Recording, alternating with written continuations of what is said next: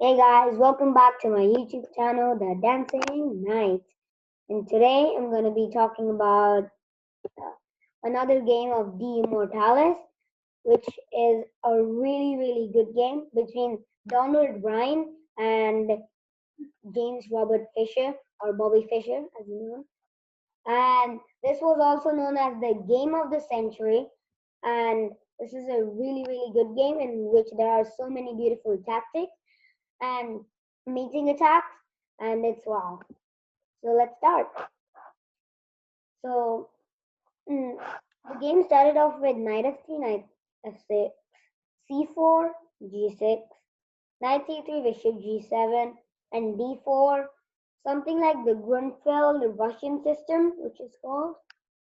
But okay, castle, bishop f4, d5, queen b3, d takes c4, and queen takes c4. So c6, these are all normal moves.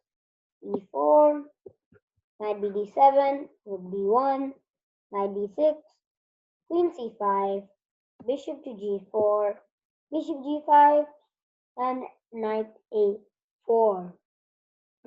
Now you'd be wondering, wait a second, knight a4? How is knight a4 possible? Well, okay, let's see knight takes a4. Now what can black play which would save him and win him a piece at least? So here black can simply play knight takes c4, and this queen is a blocked access to this bishop on c1. As this queen can't go here, queen can't go here, queen can't go here, queen can't go here, queen can't go here either. And well, if queen to c1, then a move like queen a5 check, sorry, followed by winning the g5 bishop, and also this knight.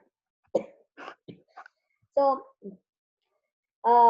instead, bishop takes e7 is possible here, but then knight takes c5, bishop takes d8, rook e8 check, followed by knight takes a4, and black should be better here.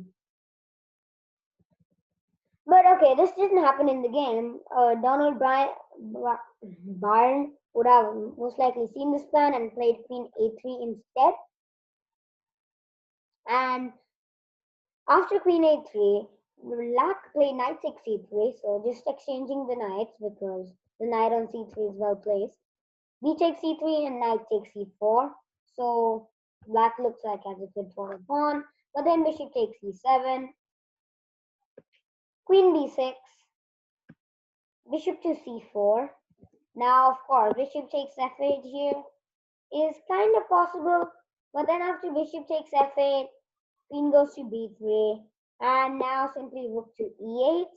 This is a devastating attack on the white king, as well. Black knight gives like a discovered check followed by game over. And if let's say queen takes b6, simply a takes b6, bishop to b2, blocking it, and now black can simply play knight takes c3. Followed by now that we have won. Now we have not won another pawn at least, and so now it's a bishop and pawn against a rook. But the thing is that black is it's really hard for black to defend, like something like maybe bishop to b4. And now this is another pin. Rook moves, and now there's a discovered check. So lots of things going on, and it's really hard to defend it. But okay. Instead, bishop takes c7, queen b6, bishop to c4 happened. Knight takes c3, and now first of all it is white to play. And what should white play here?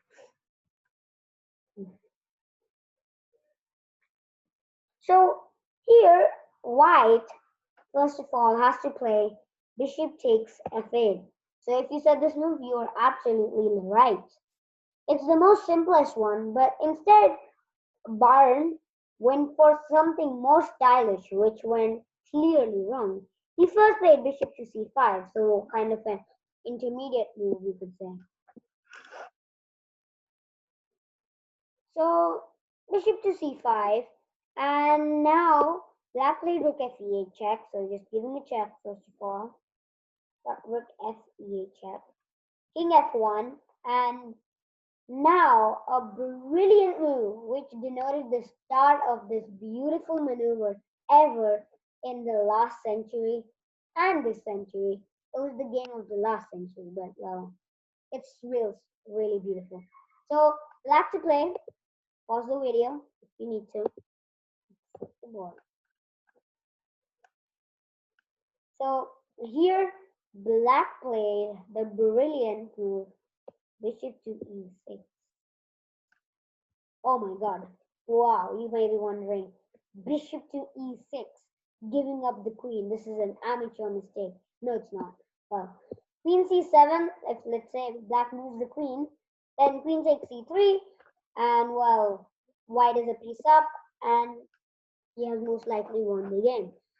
But bishop to e6, and now, okay, well, bishop takes b6, who wouldn't take the queen? Now bishop takes c4 check, king g1, and now this maneuver of the knight, which is more common when the king is in the corner, like these two squares, but for this it happened on f1 and g1, and it is still possible. And this is some kind of windmill as well, which is more common with the rook, but the knight works just as fine. And the dancing knight fights again. Knight e2 check, king f1. Knight takes g4 check, king g1. Knight e2 check, king f1. Knight c3 check, king g1. And a takes b6. So these maneuvers, like here, he didn't straight away play here. Didn't play knight c3 check followed by winning the rook. He instead first took on the pawn, and then he won all the material which was possible after this windmill, and then only played knight c3 followed by winning the rook. And okay, here knight takes d4, if rook d3 anywhere, then simply a takes b6, attacking the queen, and queen goes to c3, and simply knight takes f3. And this is minus plus of course for black, as like, okay, the queen is attacked, the rook is attacked, everything's attacked basically. Queen takes c4 is not possible because of rook e1 checkmate. So, very nice tactics which Fischer found. So king g1, knight e2, and a takes b6, queen to d4, and now rook to a4, attacking the queen again. Queen takes b6, and finally black just takes on b1. Makes sense. So h3. So white really has to get this rook in the game quickly. So he's wanting to play h3 followed by king h2, and then quickly just get the rook in the game. So h3, rook takes a2. Now black is simply just grabbing all the material which is there. And now it's a rook, two bishops, and two pawns for the queen. King h2, knight takes f2, make it three pawns. Now white played rook e1, and simply rook takes e1 here. When you are up, you should always exchange the pieces as quickly as possible, because getting in the end game, winning it like a piece up is always better. So queen b8 check, bishop to f8, and now he took on e1, and it's a rook, two bishops, three pawns for a queen. Quite unfair.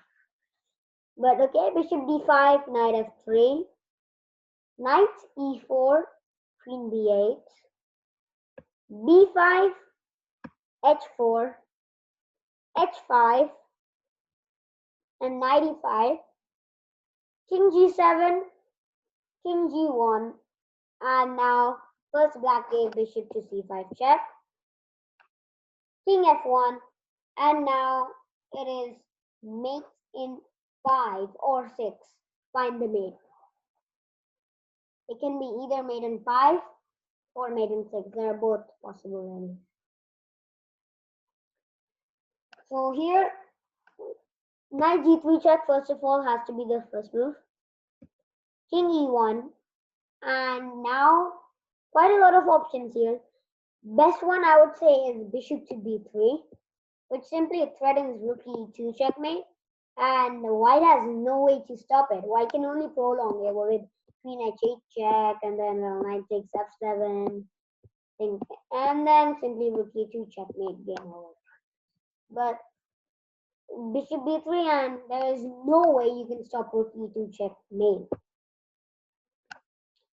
Okay, and here another option is rook e2 check straight away, king d1, bishop b3 check, king c1, bishop e3 check, king b1, bishop a2 check, king a1, bishop d4 checkmate. So simply pushing the kings straight into the corner. And king e1, now here in the game, bishop b4 check happened, king d1, bishop b3 check happened, king c1, knight e2 check. So just like getting it into a mating net. King b1, knight c3 check, king c1, rook c2 checkmate. And you can see all the pieces are doing some role somehow. There's bishop supporting this rook, bishop supporting this knight, light squared bishop supporting the rook, this knight stopping d1 and b1, and this rook, well, delivering the checkmate. And that's how Fischer's pieces were so coordinated, and that's why Fischer won this game. And in the end, this was named the game of the century, which is now last century, 1956 it happened, this game. But it's such a good game. It just shows attacking power and mating attacks, and those how Fischer managed to find such mates in less amount of time without any computers or anything. So it was a really amazing game. Hope you liked it. So if you liked the video, do click the like button and do subscribe to my channel and share it with others. Thank you for watching. Bye.